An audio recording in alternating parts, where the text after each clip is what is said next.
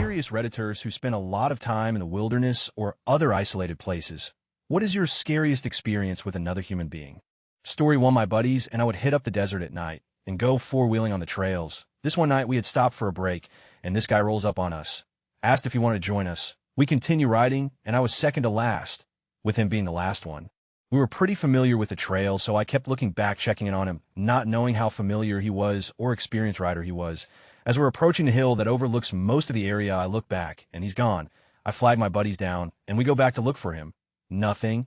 We go up the hill, kill our engines, and listen for his bike, or look for his lights. It was pitch black and not a sound. From the hill, I'm sure you could see for a few miles. But there was no trace of him. We looked for him or his bike till about 3 a.m., and were unsuccessful. It still kind of bugs me that a guy just vanished like that. I hope nothing happened to the dude. This was maybe 12-ish years back in El Paso, Texas. A lot of the riding desert areas have become heavily populated by now. We were scared out of our minds. So our last, though, was to call the cops. None of us had actually talked to the guy. He just rolled up on us. We asked him if he wanted to ride with us, and he just nodded yes. We watched the news like hawks for weeks after to see if there was a body found or something, and nothing. It's kind of probable that it was a drug runner, being that it was in a border town. Story 2. My husband and I hiked the approach trail to Springer Mountain several years back, planning to summit and return to the bottom and camp. It's summer, like 90 degrees, and besides a few trail runners early in the day, we really see no one else. It takes a few hours longer than we anticipated, and we are beat. Also, because of the way my leggings rubbed, I have the worst chafing imaginable and just do not want to hike down again. We set up to cook dinner, and a man comes from the opposite direction toward the summit. My husband strikes up a conversation, and the man agrees to give us a ride back to the park where we started. We throw our packs in his trunk, but I keep my cell phone in hand. Even though it is nearly dead and I have no signal, the guy had said he knew the way to the park and could get us back quickly, but then suddenly he has taken a wrong turn, and now he has to turn around. Something about his story does not add up during the entire ride. He says his wife is in labor with her first child, but he had to get away for a bit, take a hike to clear his mind, etc. Okay, whatever. Maybe he's nervous. It happens. He just kind of rambles about weird things and then realizes, oh, wait, I've taken another wrong turn. We turn onto a road, and there's this old house, and he wants us to get out and look at it. Won't take no for an answer. Then it gets really weird. He asks if he can take pictures of us in front of this house. Standing on the porch, sitting, he is in full photo shoot mode. I want you to look happy. Now, I want you to look angry, etc. We get back to the car. I'm thoroughly creeped out. He is Sheldon Cooper in Ted Bundy form. He tells my husband that his car is running hot and needs some water to cool it down. He has some in the trunk if my husband wouldn't mind getting it for him. I instinctively hop out with my husband, because no way am I getting left in this car if the guy is trying to split us up. We put the water in, and away we go. I'm telling my husband in the car how we had to meet so tomorrow morning. We made plans, whatever I can, just so this man takes the hint that someone knows where we are and had plans to see us the next day our location was known. Exact plans are not to anyone but us. We weren't meeting anyone. I am fantastically relieved when I finally see that we are finally nearing where we park our car in the park. When we finally find it, this man will not leave while we're putting our packs and things into the car, asking our plans, etc. He asks for my phone number, and I give it to him off by 1 digit. I tell my husband to go into the hotel and get us a room for the night so that we can rest. Our plan is to actually wait until he is gone, and we'll get a campsite. The man says, well, they have a really great dinner. I will follow you inside and see about that. I lock myself in the car, and my husband delivers some spiel to the desk attendant about us needing to book a campsite. Something, can we drive around and look for empty one? He was feeling extremely skeptical about the situation, too. His plan was to say we were booking a site, wait for this guy to leave, and return to the hotel later, where the guy wouldn't know our room or anything. We drive to the farthest, lowest point of the campground and sit for nearly 2 hours. It's getting dark. We are tired. We finally decide to drive through the camping area and to the hotel. Surely this guy is gone. As we drive past the tents, we see his car, just sitting and waiting where he has full view of the camping area, but can also see the hotel parking. My husband pulls a U-turn, and we book it nearly 2 hours from the park and find the worst, cheapest hotel. To this day, we swear that we dodged a bullet. This man could have committed the nearly perfect crime if he had picked us up from the top of the mountain, and we just never returned to our car. The fact that he was waiting on us when we returned sealed it for us that this guy really had some major, horrible plan for us in mind. Edit paragraphs, edit to no. We did not call police to report the incident. We had no cell service where we were, and our main priority was to get where we started and then to put distance between ourselves and this man. That is my single biggest regret in the whole matter, but it was just not in my mind at the time. By the time we had driven from the state park in Amicalola, it was late, and we were exhausted. I no longer have the phone that I had then, but I do have several photos from this trip. I know that he was wandering around the summit as we were taking pictures of the top, and I also have a picture of the house, because when he said that we had taken a wrong turn again, I was going to attempt to GPS us back to the park. It is highly possible that there were pictures of his car and or him. Edit 3 photos from this day, including the house we stopped at. I'm going to try to get into my iCloud and see what others may be there. I did not expect this comment to get so much attention at all. Story 3, I was the scary person unintentionally. One day, as an 18-year-old, I decided to go smoke a joint by the river. It was far enough out of town and a weekday, so I didn't expect to run into anyone, but I've always been paranoid, so I decided to take a large hatchet I kept in my van with me. My van was decked out with heavy metal band stickers, unwashed and beat up. I also am a relatively big guy, and at the time was wearing one of my favorite shirts from the movie House of 1,000 Corpses, which said gas, food, murder in large letters on the back. I smoked my doobie in my van by the river, and then decide to walk around the parking lot with my hatchet. As I get to the middle of the parking lot, I hear a vehicle coming, and think, oh, I better hide this hatchet, so I hold it behind my back. The vehicle was another minivan, decidedly more soccer momish, with a family that had young children inside. As I'm staring at them through my marijuana-induced supermom floors it. Does a U-turn and speeds off out of the area. The area I was about 12 miles off the highway. So I know they weren't just going down there to turn around. I got this uneasy feeling I needed to leave the area ASAP. So I did. As I was back on the highway, 2 sheriff's deputy cruisers went flying by me in the direction towards the river area. Maybe it was a coincidence. Story 4, an old weathered-looking dude with a gun who was in some shrubs. I just caught sight of the gun, then a face of myself. He was probably just a hunter. He seemed like an okay guy, but that's just judging by his wheezy laughter. Story 5, I am in a search and rescue unit and have had some rather interesting experiences. I'll share one about a man that I never actually encountered. And that's what makes it strange. We got called out to this search Sunday afternoon to a fairly popular state park that has both backcountry and front country trails. 2 guys were hiking one of the backcountry trails. When one of them starts to feel a little off, they know they're close to their car 5 miles, so the one that's feeling fine tells the other one to wait there while he hikes to the car and back to get some medication. When he returns, his friend is gone. It had been maybe 4 or 5 hours since the missing person was last seen to when I showed up on site. I was one of the first to show up to the search among a few other friends on my team. Most of us, including my unit coordinator, were thinking that this would be a quick search. The guy hasn't been lost that long. It's a fairly popular park. He was last seen not too far from here. They were on a clearly blazed trail, etc. So we get sent out on a hasty search, basically a search in high probability areas. Not an area search where large swaths of area are covered. Near the point last seen, PLS, I spotted a phone along with some other items about 10 m off the trail. This was my first real find of evidence on any search I'd been on, so I was pretty proud of myself. After confirming the phone belonged to our subject, we thought, okay, we found his phone. This is going to wrap up within the next half hour or so. Boy, were we wrong. The search continued through the evening. More ground units arrived, mounted horse units arrived, and cleared mile upon mile of trail. Air sent, and trailing canines showed up. Units from other counties showed up. Park rangers searched continuously. The search continued through the night. The next morning, all day, another night, and another 2 days after that. I can't remember the statics that my unit coordinator told us, but thousands of man-hours were out into that search. Acres upon acres of land were covered. But the subject was never found, and as of writing this, as far as I know, has yet to be located. We were all very surprised to turn up empty-handed, while we all thought the search would be over quickly. Among the items found with the phone was a bag and straw. After testing these objects in a lab, it was found that certain substances may have been used by the subject, the effects of which can cause paranoia. This might cause a subject who would otherwise be responsive to be unresponsive, or even worse, evasive. Moral of the story is, don't do meth, but if you're going to do meth, don't do it while you're hiking or camping. Please forgive typos, I'm on mobile. Story 6, in college, I lived near the edge of the city, and there was this road nearby that winded through some forest before opening up to some farms. It was rarely used by cars, and people avoided walking there because there were no sidewalks, and it went nowhere. Halfway down the road was this abandoned property that had apple trees that produced a ton of fruit that always ended up on the ground. One evening, just after sunset, I passed the property on my way back from a run, so I picked my way into the brambles to grab some apples.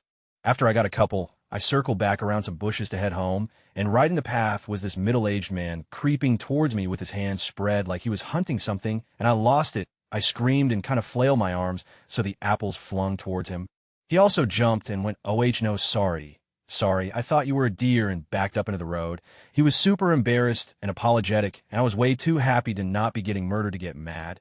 But holy, I thought I was going to have a heart attack. Hiking off the main trail along a river, when I notice some sweaty older dude in an open Howen shirt has followed me into the woods. I press on until reaching a steep bank and an impasse and turn to head out. Past him, I swerve through a cane brake to avoid walking by him, but he still stops to ask, "Hey, looking for a good time?" I said no, and noped the out of there. Story 7A Trail, I like backpacking in an isolated area of Pennsylvania, was the setting for this odd encounter. The trail has a short section that goes over someone's cabin property and continues on the other side of his yard. It's marked with an orange blaze, so you can see where to go. Usually it's an empty cabin. I always do some peering inside since it's in a pretty secluded spot, probably 4 or 5 miles from a major road.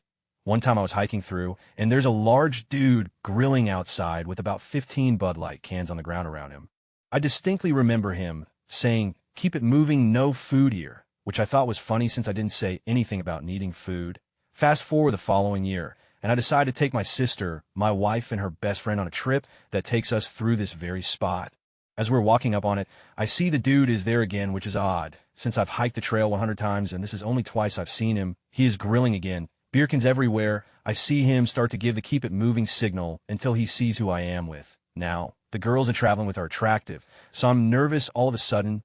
He asks us to stay for dinner, says he has plenty of extra food. I tell him no, we are good. Just try to enjoy the trail away from the comforts of home. He gets weirdly pushy about us staying, and I firmly say no thanks, and we are just passing through. I hear the dude mumble to himself as we continue past his house. This is where things get weird. There is a prominent camping spot not far from this section of trail, and it's late. In my head, I want to keep going because I don't want to camp near this. The consensus is everyone is pretty tired, so we set up camp. I'm nervous the whole time, thinking this drunk dude knows there are 3 women camping in tents near his cabin. I never get nervous around folk I see on the trail, because everyone is usually very nice and wonderful to talk to. This guy just felt off to me, though. Fast forward to the middle of the night, and sure enough, I hear someone on the trail outside the tent. I'm just praying it's a bear at this point, but I hear the dude mumbling to himself, and I panic. I hear him now in the camp. He's going through and is drunk. Okay, I realize I have a blowhorn on my pack I use on the trail to scare animals off should I encounter any. So I unzip the tent slowly and roll out. Dude is fumbling around, and it's scary, because it's the middle of the darkness in the middle of nowhere. I start to run towards him and blow my air horn repeatedly, and it's loud AS. Everyone in their tent starts screaming. The dude nearly shits his pants and starts bumbling the out of there. Everyone is so shooken up at this point, we pack up and night hike out of there. Worst experience I've ever had. Edit, yeah, I didn't separate paragraph guys, I get it. Edit 2, I stand behind, not bringing a firearm. You just don't need it on a backpacking trip unless you're going through grizzly territory, and even then, a gun won't help you unless it's extremely large and you aren't trying to have a good time on the hike. Running into crazy people just doesn't happen unless you're hiking a well-known trail like the and even then, it's rare and you still don't need a gun, guys. It's the woods. No one is out there trying to get you. It's too much work for them, believe me. Edit 3, all of y'all claiming to be fellow backpackers who are packing heat on the East Coast are either completely misinformed or just don't have any good sense. You do not need a firearm on a backcountry trail on the East Coast. If you do, you're way off the mark and are hiking a back alleyway in the middle of a bad part of town and need to adjust the trip to go back into the woods. There are better ways of dealing with any problem you guys seem to think you need a gun for. I've been hiking 15 years without one and will continue to do so. Descending a mountain we had just climbed, my girlfriend at the time took a fall and got knocked unconscious. When she came to, she had no idea where she was or what was going on. The problem here was we were still in a very exposed and dangerous section, and the sun was setting and it was starting to rain. We were a good 6,000 feet in elevation and 7 walking miles from our car, and another hour's drive from there until we had cell phone service. We ended up having to set up rappel station after rappel station to lower her down off the mountain, and I had to stay right behind her the whole time because she had forgotten how to lower herself properly. My friend and I had to split up the contents of her pack. All the while trying to safely down climb ourselves, she was crying and yelling and was just generally emotionally unstable and useless, honestly. It was like she was a different person. What should have only taken us a few more hours to get back took multiple times that. She was later diagnosed with a severe concussion. I'm just grateful that my other partner and I were experienced enough that we were able to get her safety. But the experience was terrifying. TLDR girlfriend was concussed in alpine environment. Getting her to safety was hard and scary. Story 8, imageologist. I did my graduate field work in Western Nevada, The first time I crossed a range that I assumed only a handful of humans had crossed and saw a hand-built shack with a legit mountain man out front, I kind of lost my. After a while, I became to appreciate running into these off-the-grid folk. Then one day, I crossed a mountain range, was walking up on what looked like some kind of farm. As I got closer, I could smell it. Outdoor wheat farm on BLM land. I immediately freaked out, hit the ground, and tried to scurry out of there. On my way out, I was confronted by a man with what appeared to be an AR-10 or 15. I was carrying a sidearm for animals, cougars, and whatnot, but not in a position to pull it. He offered me $10K to not report it, and let me go. Never collected the $10K or reported it. Too scared to do either. That's my story, and I'm sticking to it. Story 9. I was on my wife's family's ranch, which is about 1,000 acres. I was scouting deer as it was deer season. I had my rifle slung on my back as I was walking through the woods. As I walk out of the woods onto one of our 2 dirt roads into the property, I saw 2 strangers sitting on the back bed of their white pickup truck. They had rifles in their hands. I approached them with a friendly wave. As I approached them, I kept my rifle slung on my back so to not threaten them. I asked them how they are doing and what are they hunting. They said they were doing fine and looking for deer. I then noticed 6 or 7 beer cans on the ground. They asked me the same thing, and I told them that I was good and scouting deer as well. Here comes the hard part. I asked them how they got onto the property. They began to mumble and asked me the same question. I politely told them that my wife's family owns the property. I then told them that they should leave. I told them to have a great day and started walking backwards. After about 20 yards, I turn around and start walking very briskly. I heard one shot in my direction. I hit the ground behind a bush, and another shot rings out. I hear that whiz. I immediately position myself to fire on them. I see one guy packing up his gun into the back bed of the truck. I take aim at his right leg and fire. I get up and start running into the woods. I hear screaming. After 20 minutes, I get back to my Tahoe and call the game warden and local sheriff. They come out after about 30 minutes, and these poachers were gone. I told them all the details and descriptions and said I think I shot one in the leg. Next day, I get a call from the sheriff saying they had a guy in the local ER with a GSW to the leg. He sent me a pic via text. It was the guy I shot. He survived and got 4 years in prison because this was his first felony. They never found the other guy. TLDR, my wife's family has a ranch. I found poachers on it. I told them to leave. They fired on me, and I fired back, hitting one in the leg, and he got arrested at the local ER. Story 10. I work on the beach at night, looking for turtles. Most nights you'll see 1 or 2 people with a flashlight or a couple up towards the dune trying not to be seen, and most times the moon or the sky glow is bright enough that you can see at least 20 m in front of you. But one night it had just rained, so no one was out and the moon was covered, and even with pretty good eyes I couldn't see. I was waiting for a turtle to come up out of the water and kept hearing grunting and rustling in the dune. Initially I thought it was a fox or at worst a coyote, so I figured it would go on its merry way. Nope. That thing sat there for half an hour, making an occasional sound and moving around. The green turtle eventually heard it and was freaked out enough to leave there skittish at the best of times. By this time I was by the water, and so I started walking away to go find another turtle, and the sounds followed me. Only this time it started saying things and shouting at me. Oh no, I booked it. Unfortunately, my vehicle was back the way I had come, so I waited on the other end of the beach for 2 hours and then decided it would probably be okay to walk back. When I get back to that spot, a drunk guy is passed out. There's a path of cans leading back into the dune. Damn it, edit lots of comments. I'll try to answer them here. This occurred in Florida on the East Coast in a park that wasn't directly accessible at night. In the Southeast U.S. and in the Caribbean, each beach is typically patrolled in the morning by researchers or conservationists to identify how many turtles nested overnight. On some beaches, there are also night patrols to encounter females while they are nesting. For my research, I sometimes have students with me, but most often it's just me on one end of the beach and another researcher on the other end. If you're interested in participating, some organizations you can volunteer for, and some organizations will pay you. If you're interested, check out SeaTurtle.org or DM me if you have any questions. Thanks. Story 11. A few summers ago, me and a few buddies went catfishing a local reservoir. This is rural Ohio, and the reservoir was off a dirt road about 2 miles from the village it fed, which was a village of about 1,500 people. We had fished this spot tons of times, and we very rarely saw other people during the day, and we never saw anyone out there at night. So the day we went out, it was about 9 p.m., sun's going down. We had a couple cases of beer. We were planning on staying out until the sun came back up. We didn't want to be bothered. We weren't really allowed to have alcohol around the reservoir anyway. So we actually drove a dirt service road clear around the reservoir as far away as we could get from the road in. This service road was nothing but compacted dirt, with tree roots running across it, areas that had washed away during flooding, fallen trees in the road that had been there for years, etc. This was not a well-traveled road. and the only way we got around it was that we all had lifted 4x4 trucks or jeeps. The site we pick is out on a piece of land that stretches out into the water a bit in a teardrop kind of shape, goes maybe 20 feet out into the reservoir, so we have water on all sides of us besides our back. We figure we can fish from different directions. Since we will have 5 or 6 poles in the water, it would give us a little more room to cast without tangling lines. Plus, there was remnants of a fire pit, and some that was already collected. So we could start a fire, bait our poles, and start drinking. We fish for 2 or 3 hours and get good and drunk. In the meantime, a thick summer fog creeps in across the lake. Then we hear a huge cur, splosh, and we see the ripples coming from across the lake to our right. There's maybe 50 yards of water between us and the other bank, and the fog was so thick we could not see the bank or what caused the sound, but we could see the ripples in the water once they got to us. We explain it away to a tree limb falling in the water, or maybe a beaver jumping off the bank. Do beavers jump? And we keep fishing. About 20 minutes later, another huge scariest, and the ripples come again. And let me tell you, there was no mistaking the sound. It was not a fish flopping, and it was not a frog jumping in the water. It was the sound of a large, heavy object, like the sound someone makes when they do a cannonball off the diving board. But we explain away as we did with the first. Shortly after that, we run out for the fire. So we leave one guy to watch the poles, me, and a few buddies go out into the brush to find fallen sticks and whatnot. We all go our separate ways and meet back at the fire shortly after.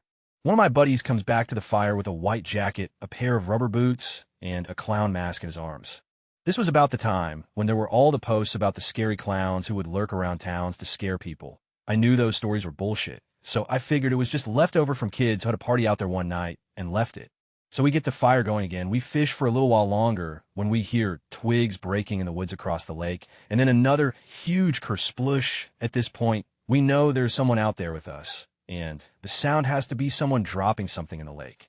So we call out like, hey, if there's someone out there, we aren't making trouble, just fishing and drinking some beers, would be happy to have you join us. Dead silence. So we call out again and again, to no response. A couple of my buddies are seriously freaking out at this point between the booze, the clown mask, the fog, and the mystery noises.